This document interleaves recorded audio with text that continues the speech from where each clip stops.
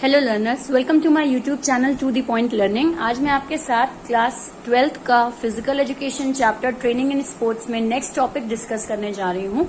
इससे पहले मैंने इस चैप्टर से रिलेटेड सारे टॉपिक डिस्कस किए हैं, जैसे स्पीड, स्ट्रेंथ, एंड्योरेंस, ये सब चीजें क्या होती हैं, जिसमें मैंने एंड्योरेंस टॉपिक को स्टार्ट किया था और इसमें मैंने आपको ट्रेनिंग मेथड समझाए थे और लास्ट वीडियो मेरा कंटिन्यूअस ट्रेनिंग मेथड का था। तो अगर आपने वो वीडियो नहीं देखा है तो इस वीडियो के डिस्क्रिप्शन बॉक्स में उसका लिंक है, आप उस वीडियो को जरूर देख लीजिएगा ताकि चैप्टर जो है वो आपको एक सीक्वेंस वाइज क्लियर हो। तो आज जिस टॉपिक को स्टार्ट करने जा रहे हैं वो है आपका इंटरवल ट्रेनिंग। लास्ट वीडियो में कंटिन्यूअस ट्रेनिंग मेथड समझाया था, जिसमें आप कोई भी ब्रेक नहीं लेते हैं, कंटिन्यूअसली एक्सरसाइज होती है और वो आपकी एंड्योरेंस को बढ़ाने का काम करती है। एक और ट्रेनिंग होती है जो आपकी एंड्योरेंस को बढ़ाती है और वो है interval training method.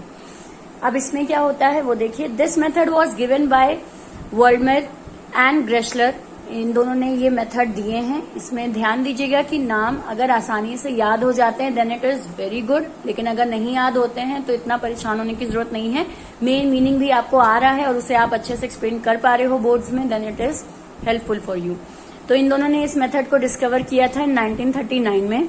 Psychologist Reindell further modified this training method. जो रेंडल थे उन्होंने आगे चल के इस ट्रेनिंग मेथड में थोड़े से मॉडिफिकेशंस किए थे, टाइम वगैरह को लेकर और हार्ट रेट वगैरह को लेकर चेंजेस उन्होंने किए थे।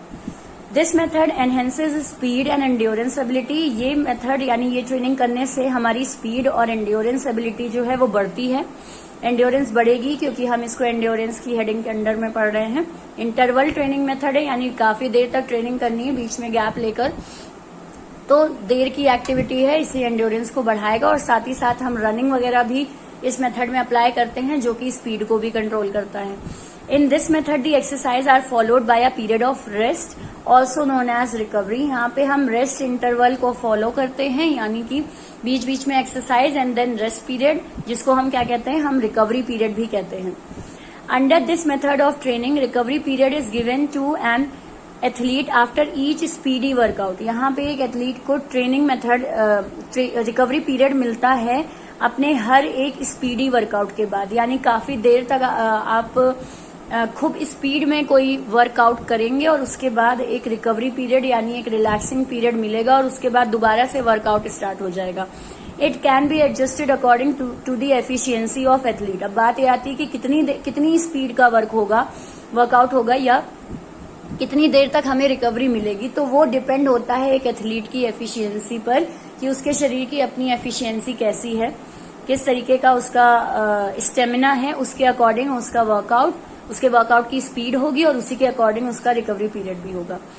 ये हो गया इसका मीनिंग। नेक्स्ट आते हैं इंटरवल ट्रेनिंग मेथड को एक्सप्लेन आप जरूर एक एग्जांपल से करेंगे। अगर ये लॉन्ग में आता है तो इस तरीके से एग्जांपल देकर आप एक्सप्लेन कर सकते हैं, अच्छा रहेगा। और अगर शॉर्ट में आता है तो मीनिंग के साथ ही साथ आप कुछ पॉइंट्स लेकर ये जो फॉर्मूला है या मैं कहूँ कि ये जो एग्जाम्पल है इसको भी कुछ पॉइंट्स में आप एक्सप्लेन कर देंगे। सो इंटरवल ट्रेनिंग मेथड में आता है this method mainly trains the heart. यहाँ पे आपका मेन मेथड क्या रहता है कि आप हार्ट को ट्रेन करते हो, ठीक है। ट्रेनिंग होती है आपकी किसकी, हार्ट की, क्योंकि देर तक करते हैं, बीच में रेस्ट इंटरवल भी देते हैं। This is done by following a pattern of exercise like slow and fast exercise along with the period of recovery.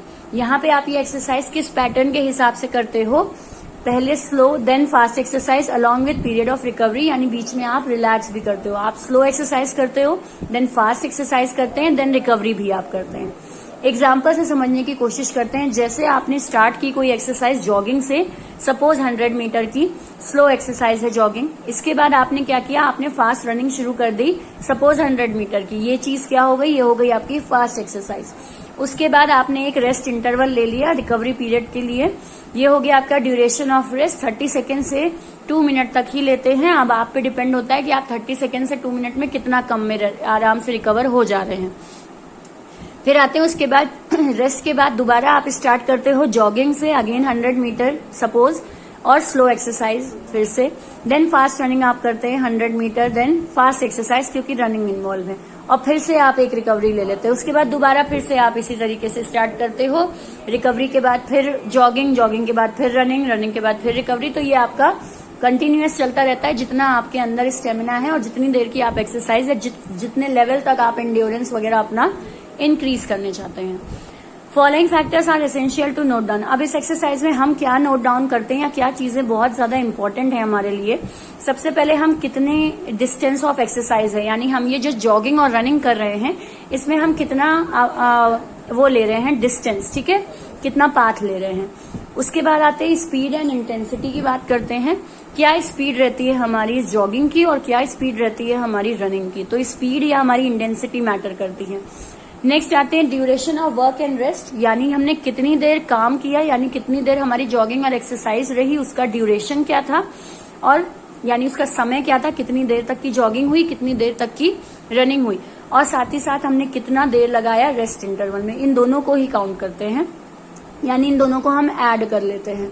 Then frequency या फिर नंबर ऑफ रिपीटेशन, आप कितनी बार ये एक्सरसाइज कर रहे हो, यानी कितने साइकिल्स, जैसे यहाँ पे आपने 2 बार एक्सरसाइज की, एक ये आपने पूरा फॉलो किया, उसका देखिए आपने पूरा फॉलो किया, ठीक है। तो फ्रीक्वेंसी या नंबर ऑफ रिपीटेशन कितनी बार आप कर रहे हैं पूरी एक्सरसाइज का, और उस दौरान आपका हार्ट रेट क्या है, यानी रिकवरी पीरियड में भी आपका हार्ट रेट क्या है, और जब जॉगिंग करके आप तुरंत ही स्लो डाउन हुए तो उस टाइम भी आपका हार्ट रेट क्या है।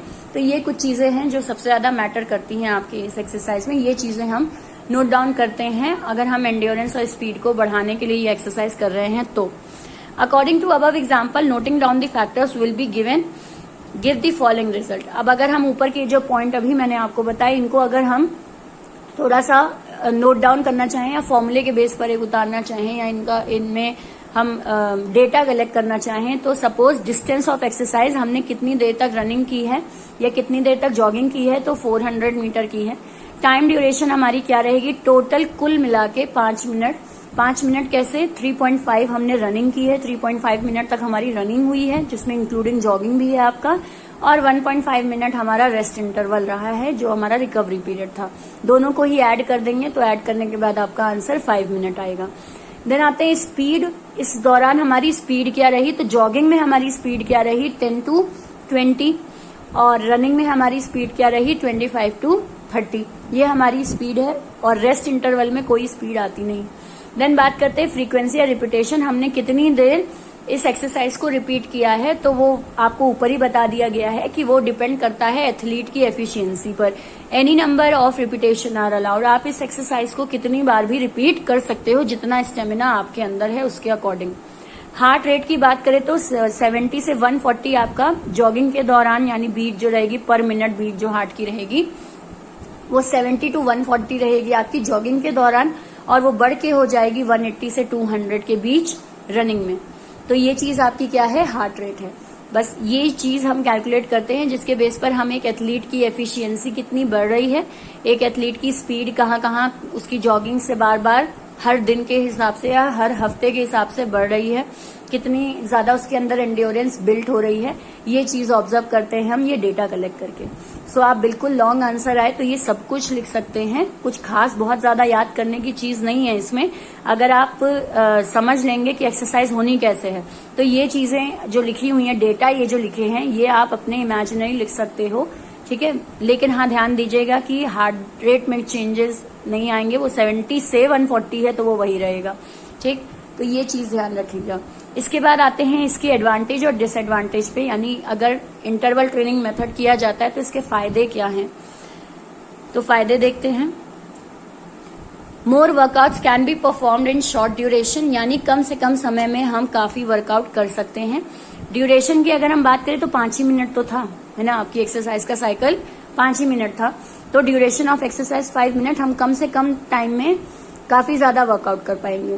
दूसरा, it is beneficial for respiratory and circulatory system, हमारे रेस्पिरेटरी और सर्कुलेटरी सिस्टम के लिए अच्छा है, यानी कि हमारा जो ब्रीदिंग एक्सरसाइज है या ब्रीदिंग टेक्निक, जो पूरा आपका ब्रीदिंग प्रोसीजर है, वो इससे एनहेंस होता है। बीच में हम जॉगिंग भी कर रहे हैं, हम रनिंग भी कर रहे हैं, फिर हम रेस्ट भी ले रहे हैं, तो ये रेस्पिरेटरी सिस्टम को काफी बूस्ट अप करता है, और साथ ही साथ सर्कुलेटरी सिस्टम यानी कि हार्ट रेट को भी एक हार्ट को भी आप कह लीजिए कि एफिशिएंट वो बनता है। नेक्स्ट आते हैं the progress can be measured easily, आप इसकी प्रोग्रेस मेजर कर सकते हो इजिली, क्योंकि हर चीज की ड्यूरेशन आप नोट करते हो, राइट। हर चीज का टाइम, स्पीड, सब कुछ आप नोट डाउन करते हो, और आप खुद अपने एफिशिएंसी कितनी बढ़ रही है हर एक्सरसाइज में, हर दिन के हिसाब से या हर हफ्ते के हिसाब से क्या उसमें इम्प्रूवमेंट हो रही है, वो चीज आप आराम से ऑब्जर्व कर सकते हैं जब आप ये डेटा कलेक्ट कर लेंगे। An athlete achieve peak performance in short period, कम समय में ही आप बहुत अच्छा परफॉर्मेंस अचीव कर सकते हो अगर आप इस एक्सरसाइज को फॉलो करते हैं। नुकसान की बात करें यानी डिसएडवांटेज की अगर मैं बात करूं तो यहाँ पे आपका डिसएडवांटेज में there are chances of injury, क्योंकि आप कई बार इस एक्सरसाइज को करते हो, आप अपने स्टेमिना के हिसाब से इसमें नंबर ऑफ एक्सरसाइज आप कर सकते हो, कई देर तक ड्यूरेशन एक्सरसाइज कोई आपकी बाउंडेशन नहीं है।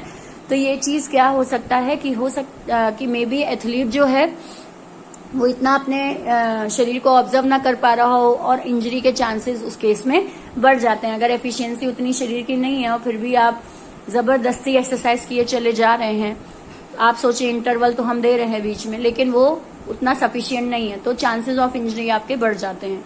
देन दूसरा है it can lead to heart disease, heart disease हो सकती है इस तरह की एक्सरसाइज से अगर हार्ट वीक है तो।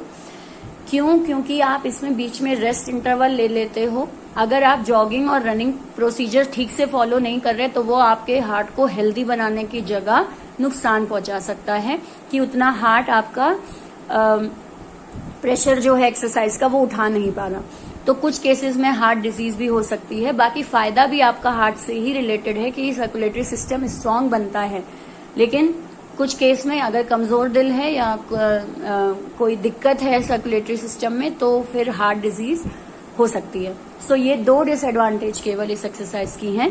तो ये आज मैंने आपको पूरा समझाया कि आप किस तरीके से इंटरवल ट्रेनिंग मेथड में डेफिनेशन क्या रहेगी, एग्जाम्पल क्या रहेंगे, किस तरीके से कौन से फैक्टर इफेक्ट करते हैं और इनके एडवांटेजेस एंड डिसएडवांटेजेस क्या हैं। अगर आपको कोई दिक्कत हो तो आप इसका स्क्रीनशॉट बिल्कुल ले सकते हो ताकि आप अपने नोट्स उसके अकॉर्डिंग प्रिपेयर कर सको। बाकी कोई भी आपकी क्वेरी है या कुछ भी आपकी एडवाइस है तो आप कमेंट सेक्शन में जरूर लिखें।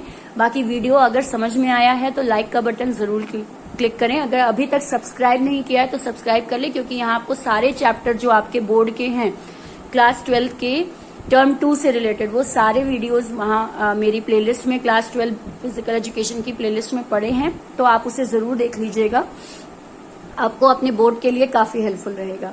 सो सब्सक्राइब जरूर कर लीजिए, बेल आइकन पे क्लिक कर लीजिए ताकि जैसे ही मैं वीडियो डालूं उसका नोटिफिकेशन आपके मोबाइल पे फ्लैश हो जाए। So thank you and have a nice day.